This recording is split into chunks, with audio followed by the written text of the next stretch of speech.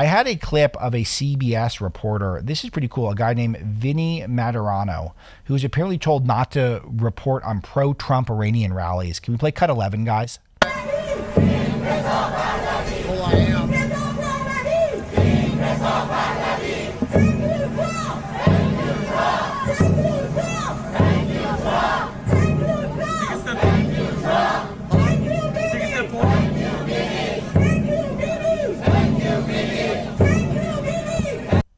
So you can see that it's kind of faint, but they said that they don't want, meaning whoever is running his local CBS affiliate, they don't want us to focus on the pro-Trump rallies that were going on. These popped up a lot, which is a massive one in my neck of the woods in LA.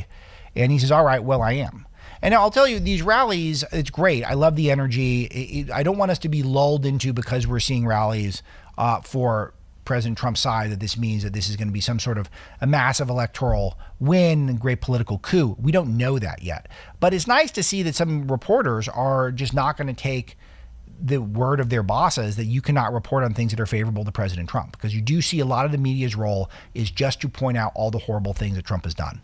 There's still so much going on that is out there. I recommend you go into Breitbart.com all day throughout the course of the day, because there's so many developing situations right now. A couple of the ones I want to highlight: Saudi Arabia has shut down their largest refinery, which is, of course, going to cause price spikes and a lot of insecurity for energy. How long does it shut down? Could be a couple days. But this is where Iran's going to have proxies that are going to make attacks, going to try to take refineries offline, ability for people to get energy. That's going to be a big thing.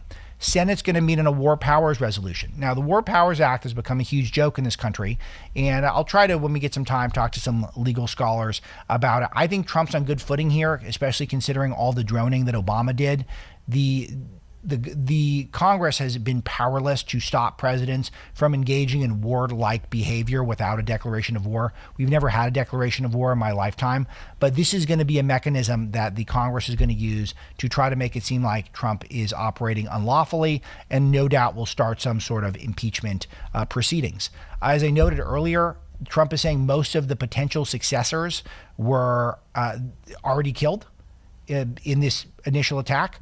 This did come up when I spent time with the president last week. Do you know what will come next if the Ayatollahs get taken out?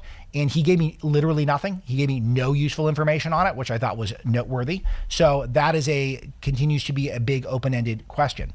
We're getting the requisite stupid responses from Hollywood. I've set some of them aside. I didn't get around to playing any of them today, but we will get to those in the future.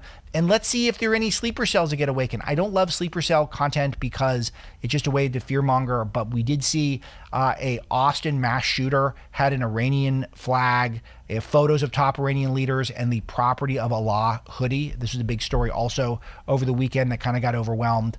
But this is one of the things that we have to track, is what will be the downstream consequences? What will be the biggest things that happen next because of these attacks? And we can't live in fear of terrorists around the world. We have to take them out. We can't let them control much of our lives.